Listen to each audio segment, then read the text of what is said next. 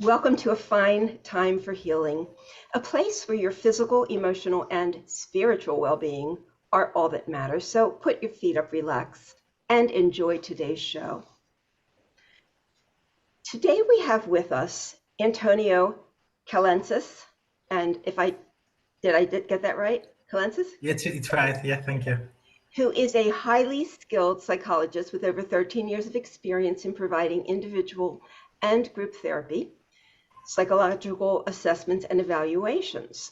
His areas of expertise include treatment of anxiety and depression in a primary care setting, and he is skilled in using a variety of therapeutic modalities such as mixed combination psychotherapy and coaching psychology.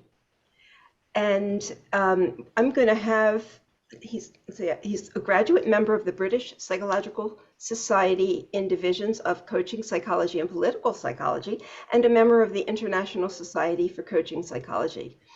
And I'm going to let Antonio tell us more, but I just want to let all of you know that we're talking to Antonio, who is in Greece, which is, to me, a most amazing thing. And I'm so grateful that he's with us. Welcome, Antonio. It's so good to have you. Thank you for having me tonight. So, other than what I shared about you, is there more that you wanted to share about who you are? Well, I'm a psychologist, and I don't know why I'm a psychologist, but my passion for connection with other people, and I know why people sometimes act or interact and behave. And I found very, very, very interesting that there is a background from our childhood or our environment, or maybe the nature or the nurture. This debate of all these years might change our way of thinking, might change the way of boundaries that we might have in our lives. So yeah, this is a very, very, very small line that might connect ourselves with other people, but we don't know if this line has respect. This is why sometimes psychology try to help people understand that their healing,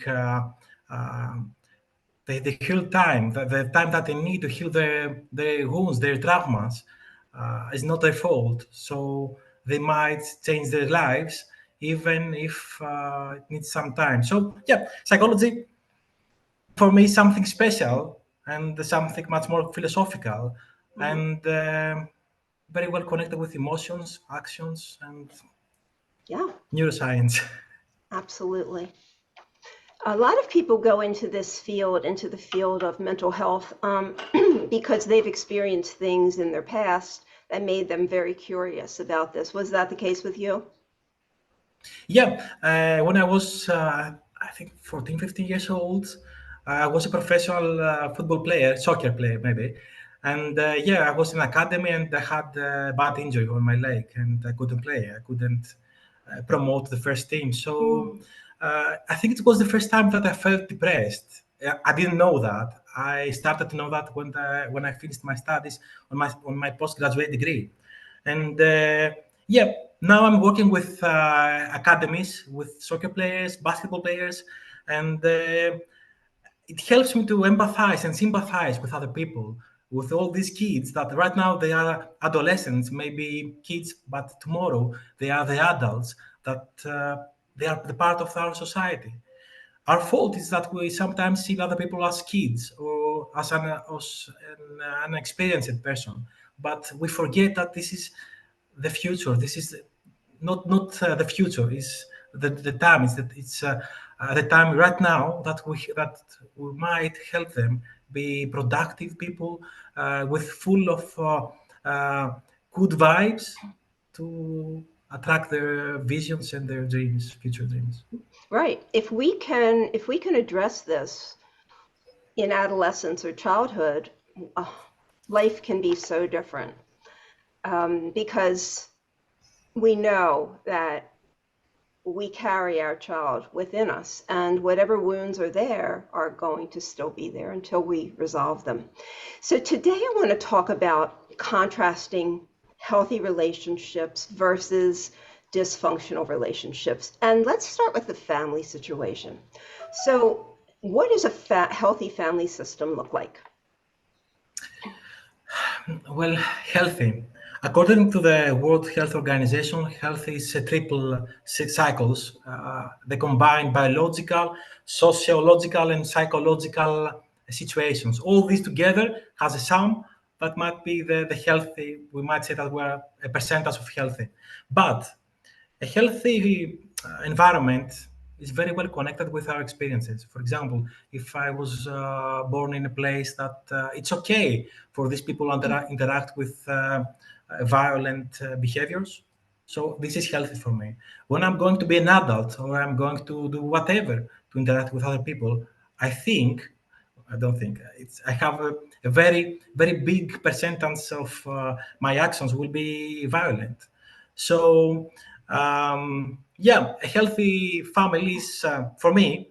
A healthy person is a person that respect himself, herself, itself, or other people. Is a person that has the courage to dream, has the courage to fall down and stand up again. And when goes in his path, his or its path, Okay. maybe could help other people for this person. Right. And in a family system, a healthy family system would involve respect, support. It doesn't mean that they don't have arguments, because everybody, that's just human nature. But it's the tone and the energy of the argument, and the fact that it never really gets resolved in an unhealthy family. So, a lot of people listening to this show may not even know what it looks like to be in a healthy family, because many people have grown up in toxic, dysfunctional families. And like you said, it sets you up for a future of the same. So whatever you get adjusted to and used to is what you're going to tolerate in the future, right?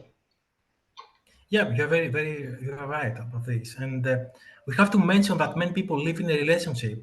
It might be a friendship or their working environment, and they don't know that it is a toxic environment because it's very well common with the environment that they were nurtured in their past, in their families maybe, or in their environment. Yeah, and the bad thing on this is that all these people do not understand that they are also toxic. They say, okay, I'm realistic, I'm a real person. Why do you want me to be something different? Because you don't respect other people. And okay, if I'm a fat, if I have much more kilograms than other people, it doesn't mean that you have to blame me. I might be depressed. I might have a loss in my life, and we have to respect other people. To have a big hug for other people, because sometime, maybe in the near future, we might need also a big hug to heal our traumas or bad Yeah, mental situations. health is so misunderstood. I had a guest on the other day who was in a train accident where everything in her body was broken, moved, destroyed. She should not have lived. The car that she was in was decimated. But anyway, she went through 2 years of literal hell. Um, and when she was depressed, she didn't think she had a right to be depressed, because she thought, well, I made it, and I'm alive. And it wasn't until her trauma therapist said to her, you need therapy for the trauma, that she realized that, oh, there could be something wrong. But why do people not recognize that there's something that they may need help with? Uh, it's very well connected with imagine that if you were born in, I don't know, Asia, maybe India, the India words, the Indian language might be very well common with your thoughts, with your dreams, and okay, this is where you interact with other people. So this is how our brain is wired with all these toxic, for example, environments, we don't understand that this is a bad situation. We feel that it's okay, and other families, other people live something like us, and we have many situations that we found some families, some persons that abused the kids, for example, and the kids believe that okay, our parents abuse us or molest us, and imagine they love our parents, they love us, they give us food, they give us a house to live. So imagine other people outside of the house, they might kill us. So this is something, this is good, this is love. It's And safe. many people, yeah, and safe, yeah. And this, what happens in many people, they live in a toxic environment, and some people use the word love. This love, I love you, this is why I'm acting like this. No, love is not, does not have actions. Love has only respect and the hand over there to help you if you need. Right, right. I was 42 before I realized that I had grown up in a toxic environment. And, you know, I find that a lot of adults wake up between their 40s and 60s to a toxic childhood or dysfunctional childhood or some kind of emotional abuse. They somehow what they've been able to tolerate all those years, they just can't tolerate it another second. And I don't know why that happens at that age. But when I ask people, people say, well, my parents were good parents and they loved me. And the only reason I'm asking that question is because I can see that that was not true, right? So I say to them, well, what is love? How did they show you love? Well, they fed me, they put a roof over my head, and they made sure I got to school. I said, well, that's their legal responsibility. So what else did they do? And yeah, for me, love has another word that is very well connected, has action. Love always has action. For example, there is war somewhere in this planet, and okay, I feel love for these people, but I don't help them. It's not love. I sympathize them. Okay, I feel bad for this, but it's not love. Love means to send food, to go there and help, to do something, an action. So we live in an era that there are many misunderstandings about the words, the meaning of the words. The toxic relationship is something like love, and love is something like that does not have actions or might have some likes in some posts on social media. So yeah, I'm very I'm very confused about this, because every time when I'm trying to, it's one of my first questions when I start a session. What is love for you? What are your dreams? What is normal for you? And everyone answers something different. And this first answer will help me understand where's the problem about Mhm, in his work, his her work, family, childhood. mhm. Yeah, just two questions. And yeah, So my love is problem. not love unless it's associated with an action. And if when we're loved, do we feel loved? When you laugh, sometimes you might not laugh. For example, some people believe that if I buy you an iPhone, for example, I know I love you. Well, it's not an action.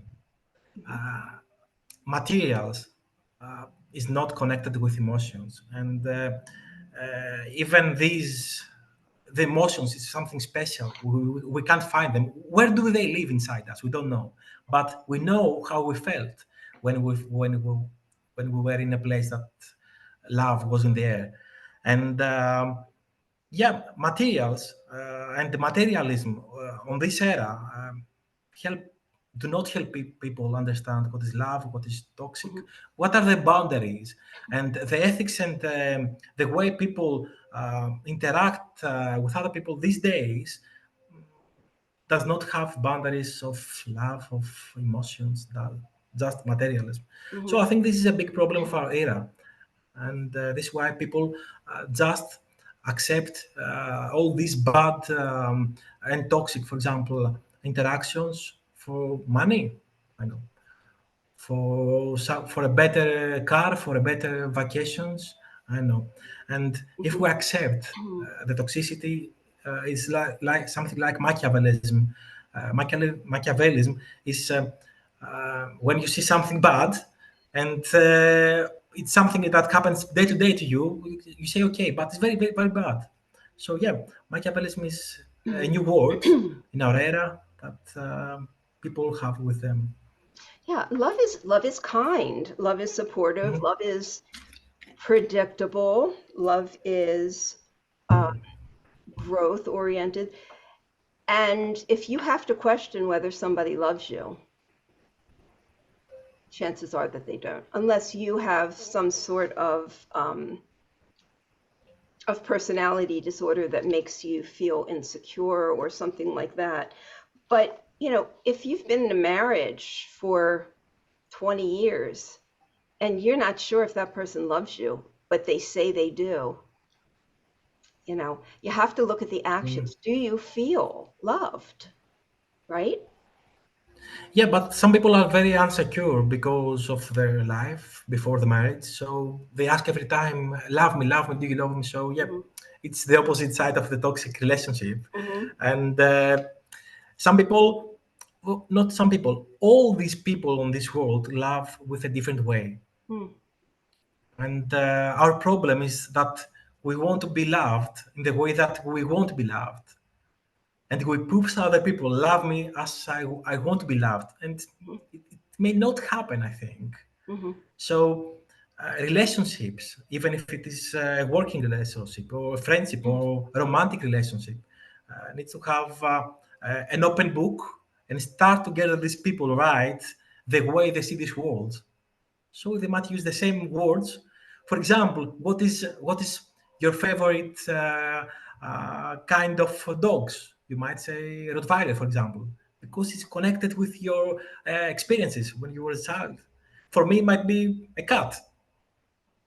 So our experiences wire our brain and the way we interact with other people. So yeah, when we meet a new person, we have to understand that this is something different. It's not me, and we have to spend some time to know about this person, Hmm. the perspective, to be from this perspective. And so we might be closer with this person, and this is how we start to respect other people and ourselves.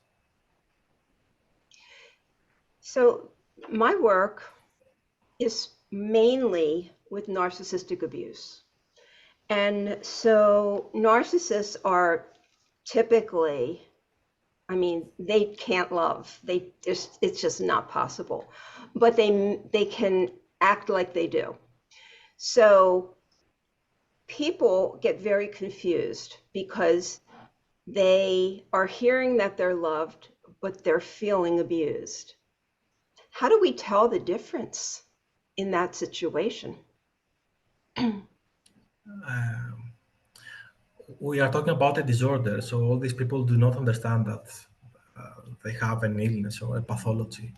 So, but there are some people that it's from their heredity, these actions, and some people that that it's from their environment, their nurture. Mhm. So we have to understand if this person believes that these actions are the normal actions, or they can't understand that. And I like to play some games of paraphrasing. For example, when I'm talking with a narcissistic person, and I'm trying to help this person paraphrase what I'm saying, and they can't, because they always see my words, understand everything from their perspective. They do not they do not even sympathize, not empathize. But yeah, these people has to be loved. Everyone, we are all the same, and they deserve to be loved, even if they have this disorder. But I believe that every person has a better perspective of their lives if they have a big, warm hug. Even if a narcissistic person, even if this person might be toxic, if this person live for a long time, I know how much. everyone is different, might understand how to interact with other people, if even if they don't feel loved. And yeah, the actions. We have to change these people to not be so self-centered, because these people might be not might be ourselves. I don't know. Mhm. We don't know. The narcissistic person does not know that is narcissism. Right. They don't know it. But the thing is that since I focus entirely on the abuse from this kind of personality, what I do know is that their their entire agenda, their goals are to capture things from other people. They're not about giving, they're about taking. So while they may feel good from a hug in the moment, that will not sustain them. They will not keep it. Okay. But so for people who are in relationships with narcissists, how can they tell the difference between their spouse loving them or their spouse abusing them? How will they know the difference? Yeah, it's very difficult to understand this, because all these people, uh, they might be abused on this relationship, and they don't have the courage to understand, Hmm. because every person just realize a very small percentage of the reality. For example, if these people understand that 100% of the reality of this relationship, that the person that they love is abuser or narcissistic, they might be devastated or no. They might feel very bad, or feel depressed. And yeah, it's very difficult, because people that tend to find that narcissistic people, and tend to find relationships that are toxic, in a very big percentage lived in a family that was something common.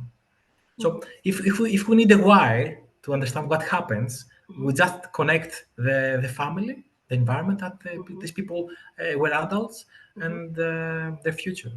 So basically, how love was defined for them as a child is what they're going to accept as an adult, is kind of what you're saying.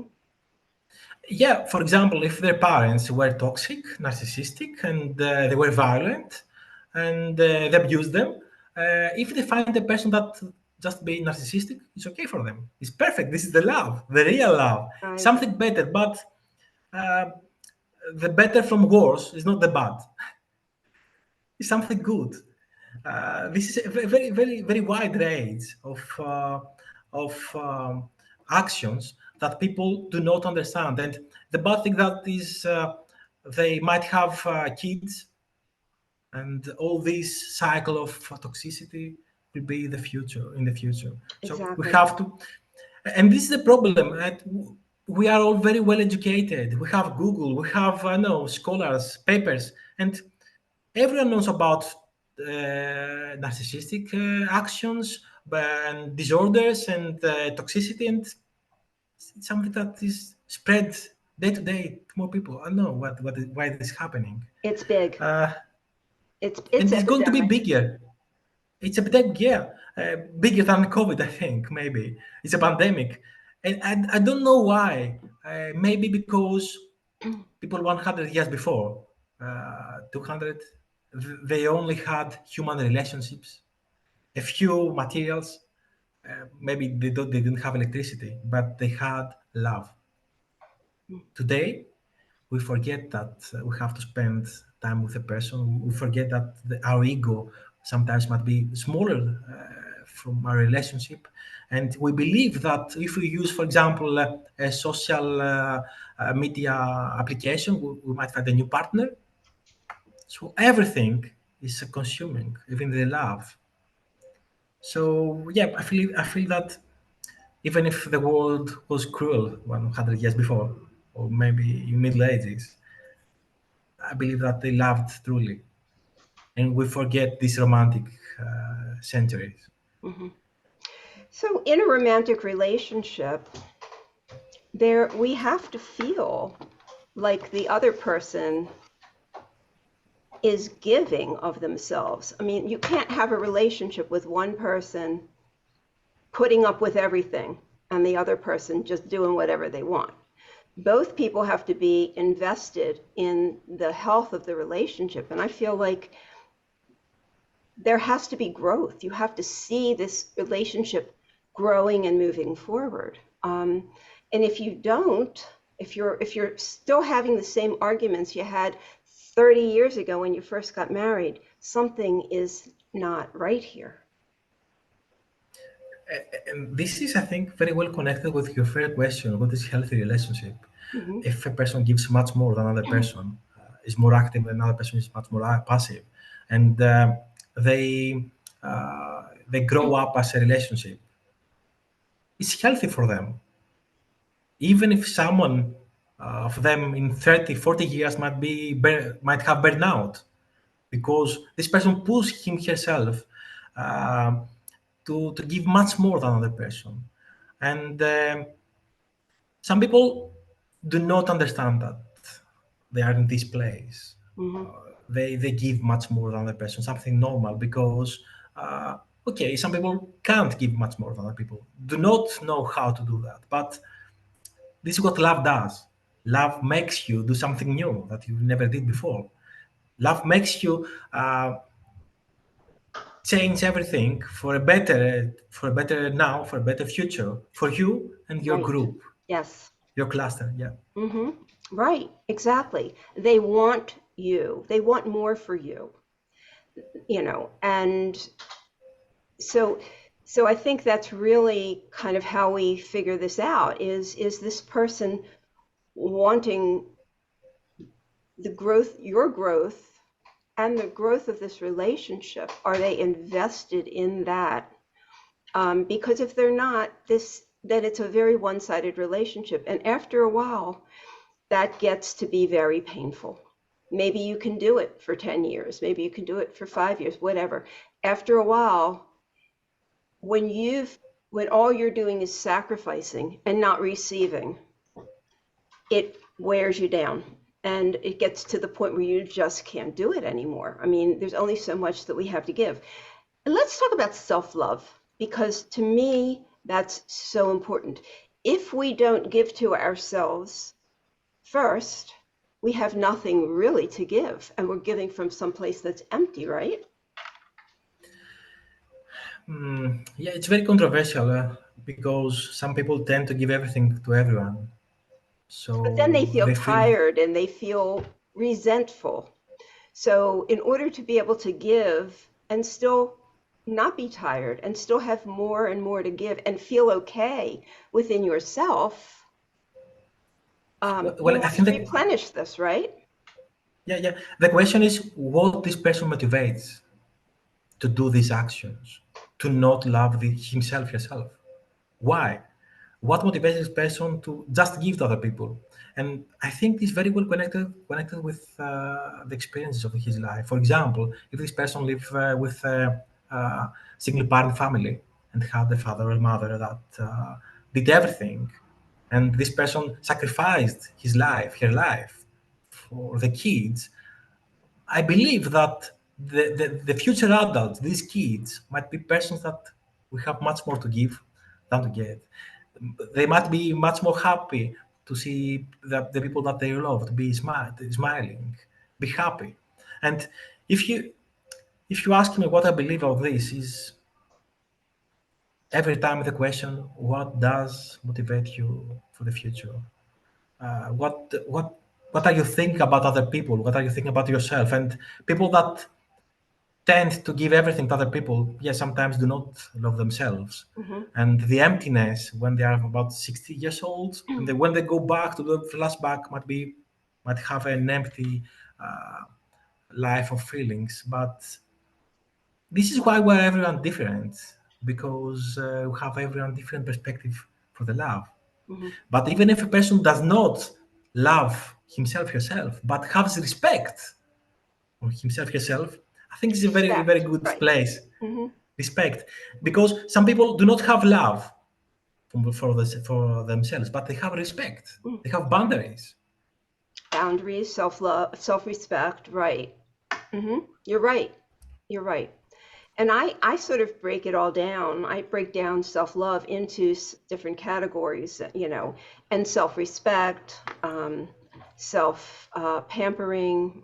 I have a whole bunch of them that I break it down into so that people can see, well, love consists of many different aspects. Loving yourself, consists of many different aspects. And I know I was raised to be a giver.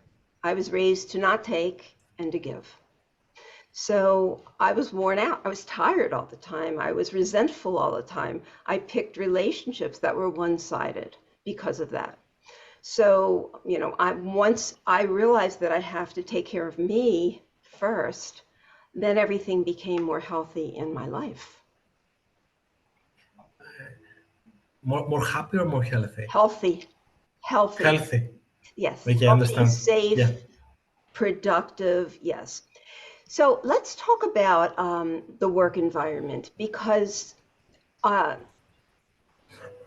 lot of people feel like they're stuck in an environment where they're feeling disrespected, not appreciated, and really abused. So let's talk about a healthy work environment. What would that look like? Well, a toxic workplace is often characterized by a culture of negativity, backbiting, lack of support, and an environment where harassment or bullying is not addressed. What that means that the CEOs, for example, or the colleagues do not respect each other and just interact like wolves. Uh, Whoever has wounds might be beaten or forgotten behind. A toxic workplace is a place that when you go back home, you feel so empty and so tired. A toxic workplace is when it's Sunday and we are going back to work on Monday. You just don't want to go, or you might wake up at night, or you might spend too much time at work, much more than has to be. For example, 30 hours, even if you have to work 8 hours, and the colleagues push you to work much more, and you are not well paid. You don't have this to motivate you. But if I lose my job, for example, I might not have the money to help my family. A toxic workplace so is the place that you feel that you are zero, that you don't love yourself, and you don't have love to give back to your friends, your family, etc. I think there is manipulation and there is control. And it's not done in a way that makes you feel good about yourself. It's done in a way that makes you feel bad about yourself. The way that you're being talked to and managed. Well, there is a movie. It's called In Time about 2K11 from with Justin Timberlake, and it's amazing. Everyone has to watch it because in this sci-fi movie, you pay with the time of your life. It's very well connected philosophical with our society, and you work for time. You pay with your time, and the rich people are people with much more time. And if we just think when we work, we just give our time of our life that we are healthy, we are young, we have something to give, and we exchange our life with money. I know a better career. So before we start working in a place that we don't feel that we are respected and we fulfill our future goals, and there is no respect, we have to understand that our life does not have back time. Does not pause and go back and rewind. Every time is go in the future. And right now we have to respect ourselves and do not push ourselves in a toxic environment because we don't change our body. We don't change our mental health. Mm-hmm. And right now we might not see that. But how about in 10 years from now, 20 years from now? This is why many people tend to have burnouts. in their 40s, 50s, because they push themselves, and they don't know why they do that. And when they just check back what happened and see, okay, I was pushed for a long time and I lost, sometimes they say, some years of my life, Mhm. tends to be depressed. Even if these people are very high skills, or they might have very good career, or the worst, high level of IQ, Mm. because they don't have an excuse about why I stayed on this situation for all these Mm. years. Is there, Yeah, yeah, you're right. You're right. And the toxic workplace follows you into other aspects of your life, because if you're working in an environment that where you're feeling bad about yourself or you're feeling abused, often you're going to go home to your family and behave based on how you've been treated, and so you're bringing negativity into your home because of your environment. um, so do we have to be happy in our jobs? Like, what can we expect in our jobs that would not be toxic?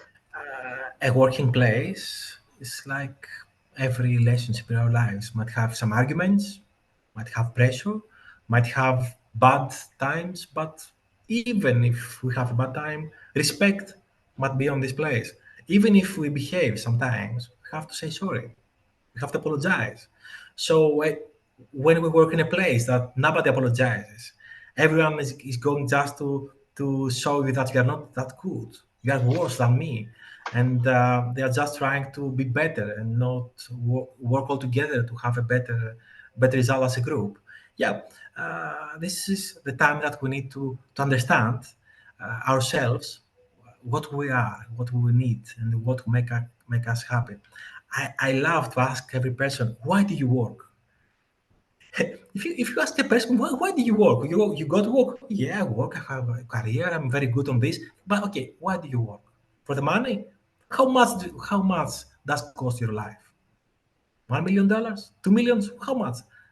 Nobody says that my life costs money. So okay, we don't have a debate. So you have to be in a place that you are respected. When you finish your job, you just lock down the door, set down the door, and go back to your life and live. If you Right, don't have energy, if you don't have something to give, you have to leave this job. right. And that's so hard, especially when jobs are so hard to find and you are being paid a lot of times the money can confuse you, because you're thinking, oh, well, where am I going to find a job that's going to pay me this much? But I think what many people don't understand, because I've done a lot of study with the nervous system and how it affects us. And I think what people don't understand is it's not a matter of tolerating it with your mind. It's a matter of how your body is responding to this. Because if this is a toxic environment and you are under stress all the time, your body is going to break down eventually. So it's not like, and this is the same thing like what people say, oh, I should just stay in this marriage because it's what I know, even though it's a terrible marriage and they're being abused.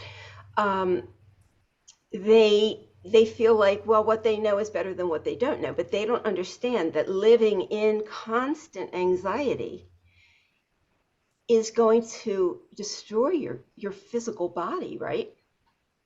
Yeah, this is we find many people that work for big organizations, and it's very common vacation for burnout. We see many people that have burnout and they leave their job. So they leave their jobs to go for vacation for the round trip, or I know they leave their career maybe. And yeah, we live in an era that people praise themselves for, much more money. So what? How much? How much are the a lot money? 1,000, 1 million? So we are greedy. This is our problem. Hmm. If we understand that We are not customers on everything, and we have to respect ourselves. If we understand that our life is one coin and we don't have to insert coin and play a game, Mhm. it's not a game. It's one shot.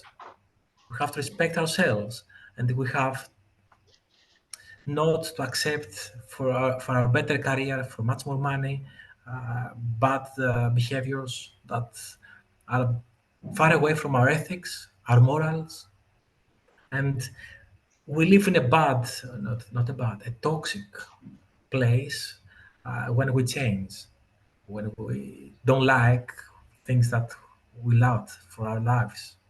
For example, we don't feel happy when we hug our dog, when we pet our cat, for example, when we go out for hiking, and when we change and we don't feel, we just feel emptiness. And yeah, there are many people that are very, very successful, and we might see them in social media or they might be famous, and they are depressed. We know many people that are, for example, actors, athletes, that they are depressed and they use, for example, chemicals, I don't know, drugs, to feel better, to pay for their happiness. Mm. This is what happens in organizations. This happens everywhere, and these people are lost. I believe that our society is lost. We are all lost. I like. I think that psychology is very well connected with ancient Greek philosophy, and all these people tend to say that if you do less, if you want less, you have much more possibilities to be happier. Mm.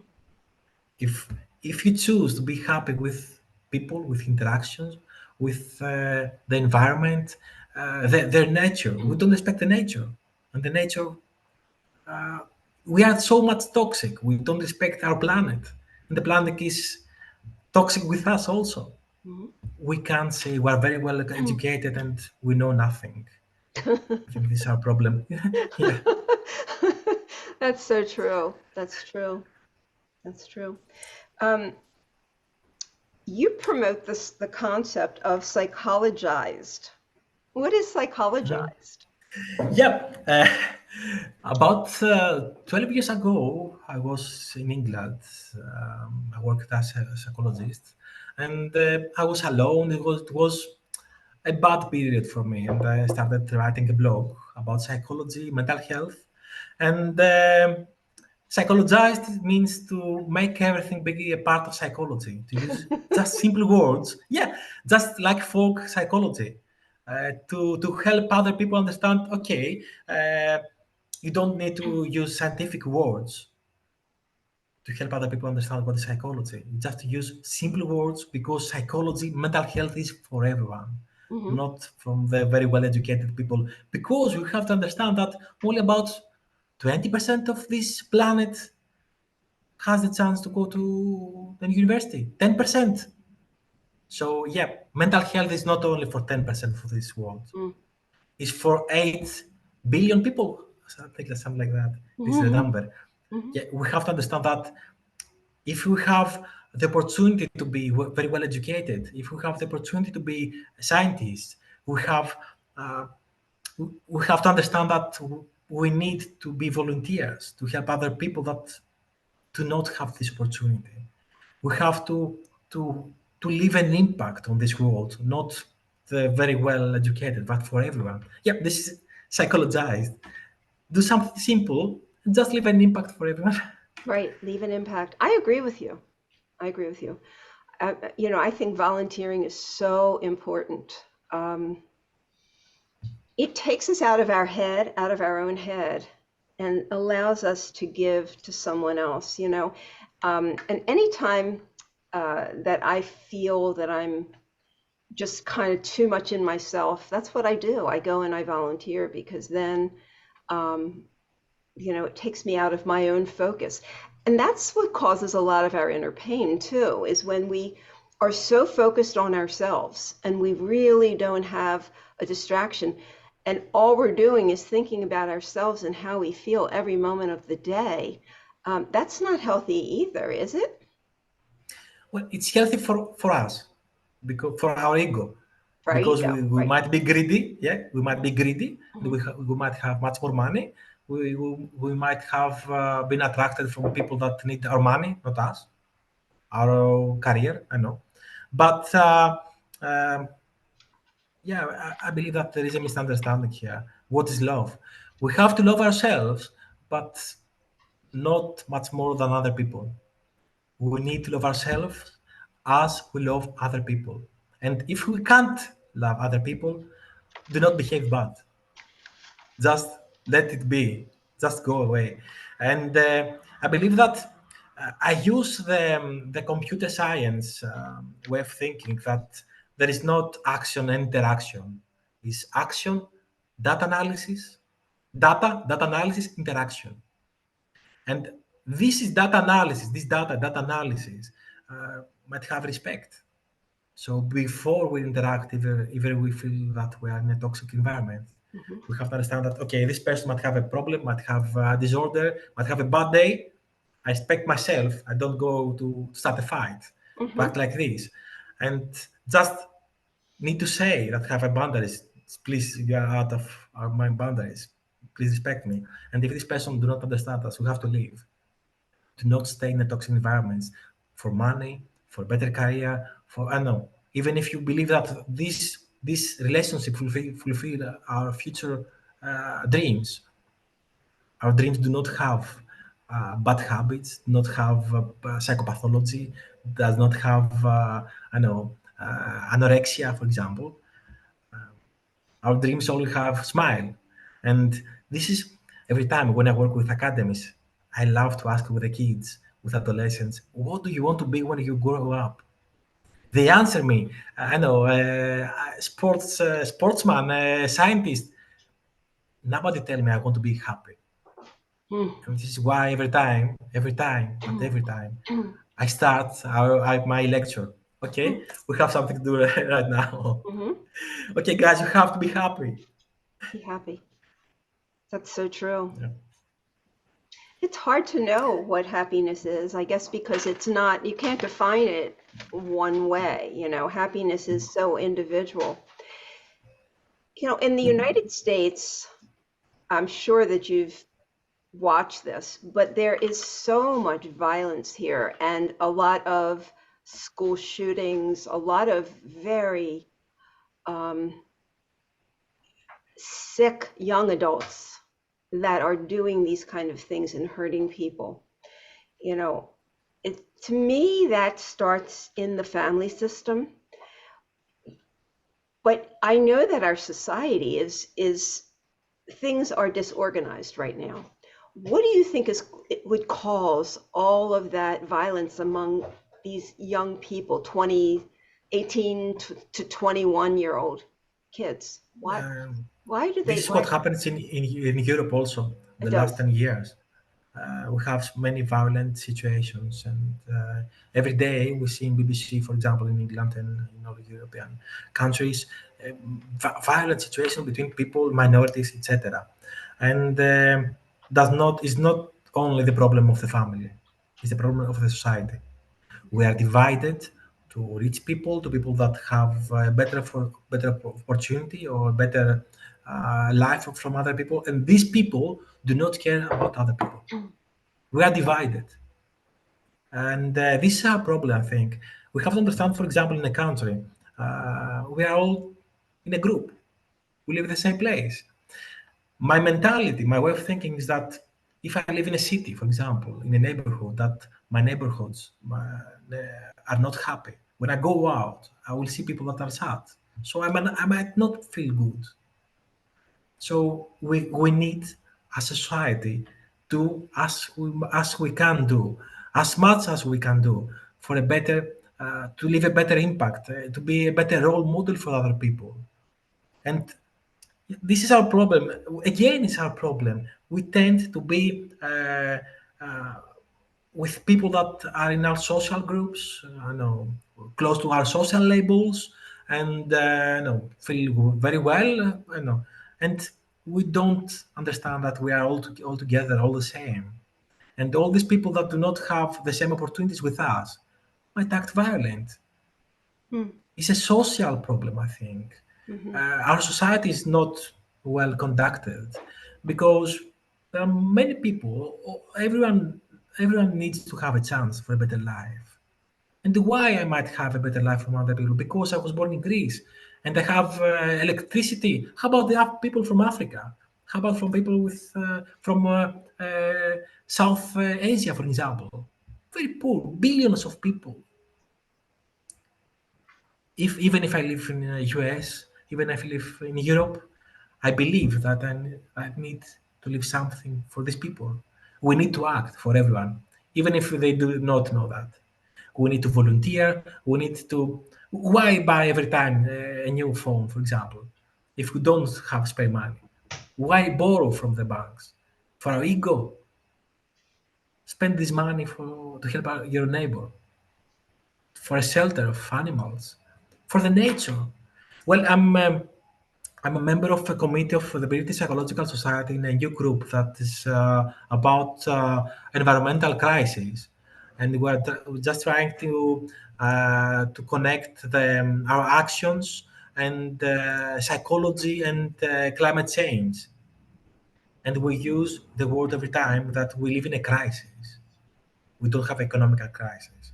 We don't behave good with respect with other people. We don't respect animals. We don't respect the nature, and everything is toxic. And we don't see that because we have a mobile phone. We have social media, and in social media, I have a very good profile photo with many likes. Mm-hmm. I'm very well today. So Right. our ego is Social very and big. social media covers up the things that they don't want us to see. So, Every time, mhm. every time. I think that how we call that people? This guy from the Friends, Chandler. Ah, I forgot his name. He was an actor that was depressed, and 1 year before published a book about his depression. And even if he had money, Oh, he Matthew was Perry. lonely. Matthew Perry, yeah, thank you, thank you, Matthew thank you. Perry, yeah. I love Friends. I love Friends because even if it was 30 years before created, and they talk about society, they talk about minorities, they talk about respect. And this person, for example, Matthew Perry, was a very. I liked his persona on this movie, the series, and I feel very bad for him because every time he make me feel happy, he doesn't know that. I didn't pay for that. He paid with his life Mhm. for me to be happy. And I feel very bad for all of us from this society that we had a person that needed help and didn't help. We left him alone. This is our problem. We see this a lot with comedians like Robin Williams, who was so funny and then he committed suicide. And so he lived his life for others, but he Yeah. was, tortured The, inside. the, this is our problem, though. We Hmm. don't see that. We just see Robert Williams. Oh, let's take a selfie to have some likes because we are famous. No, he's a person like us. Everyone is the same. Everyone has the same hate. Everyone. Even if we believe that we live in a place that we are better lacking personalities, I don't know. No, we are the same. We live in the same spacecraft. It's called Earth, and we have to respect each other. We Right? are all passengers here. We're on the planet. We're all on this planet, right? We are passengers for not a long time. Well, there is no time; it's a human creation. But we are the same time. For example, we have to respect each other and our spacecraft. We don't do that. We just care about our house. If we have good curtains, if we have a smart house, I know, smart TV, and we forget if outside we have rabbits. These are problems. These are mental health. We just buy a new shirt, I know from a brand very well known, and we forget that our inside, our love, our self care is not in a good way. Also, So, what are some things that we can do every day to make sure we're taking care of ourselves? I know one of them is meditation. We can take the time to meditate. What are some other things we can do to make sure we're taking care of ourselves? Um, I believe that the biopsychosocial model is very well connected with this. I mean that our hygiene, to go for a walk, hiking, to go for a gym, do a sport with other people, to socialize with other people, even if they are not in our job, they are friends. If you go out, well, there was a paper about I think 2K11 from Mr. Koulvakis from Harvard University, and say that a random smile when you walk in a pavement might live for about 12 years. For example, if I walk and I smile to a random person, okay, good morning, sir. This person might go outside and go to the grocery. Good morning, guys. So Right. it spread. It spreads. Yeah, this is a random smile, but a bad behavior also. If I go and blame a guy because he's not from my country, go from my place. I know something bad because um, I don't like him. This person might go to other person, the grocery, be also acting. We will also act in the same way, behaving also Right. bad behaviors. And the social, the biological is about hygiene. Social is this place, and psychological perspective. Well, psychology is not a place. It's something that is our experiences plus today, plus today, plus today, plus today. Something new every time.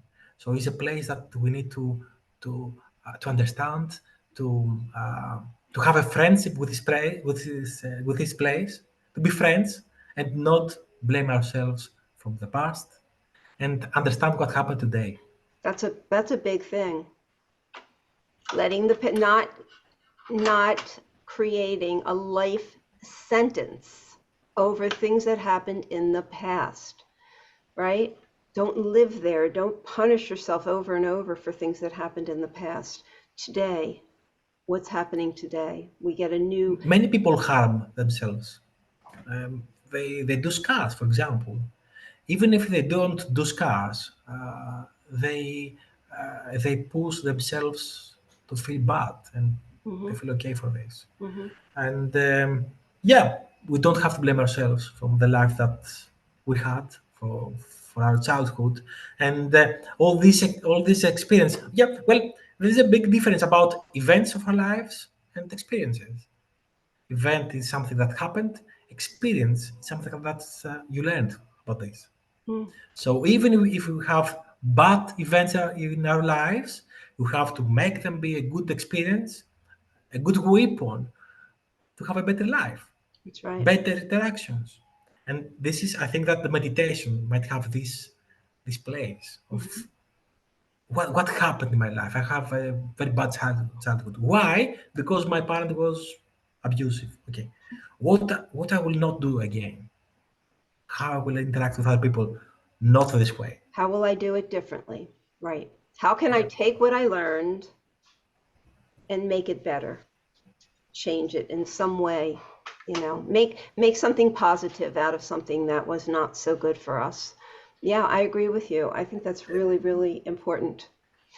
Um, so is there anything, because we're pretty much at the end of the hour, is there anything else that you wanted to share with us that you want to leave us with that's important?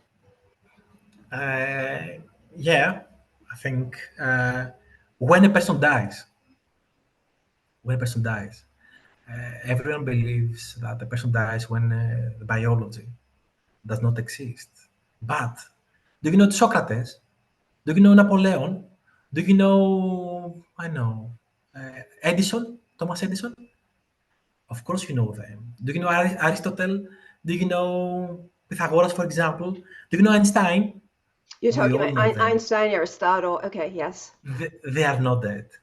So the impact that they left in our societies interact with us, even if their biological body is not with us. Hmm. It's something like this right now. Uh, some people do have friends, do have family members. They are not right here right now when we're talking, but they are in our memories, in our feelings, and our perspective, our belief that we are going to see them again. Hmm. And even if we can't see them again, act according their good behaviors. So these people that we love will live from us, the other generations, and we might have a better future for our society. Hmm. So the point is to leave something that makes society better Live forever. for you, right? Live Live forever. forever, right? They call it, the word is legacy in, in English, right? So leave a legacy, Yep. right, right. Leave something that resonates throughout the next generations. I love that. What a great way to end this. Perfect. I love it. Um, Thank you. Thank you so much, Antonio, for coming on and for being here all the way from Greece. I'm so excited that Thank you're you for here. having me. Yeah, you're welcome. It's really been great talking to you. Thank you so much. I'm glad we connected. And have a Thank you also. wonderful rest of your day, okay? You too. Okay, thanks. Bye-bye.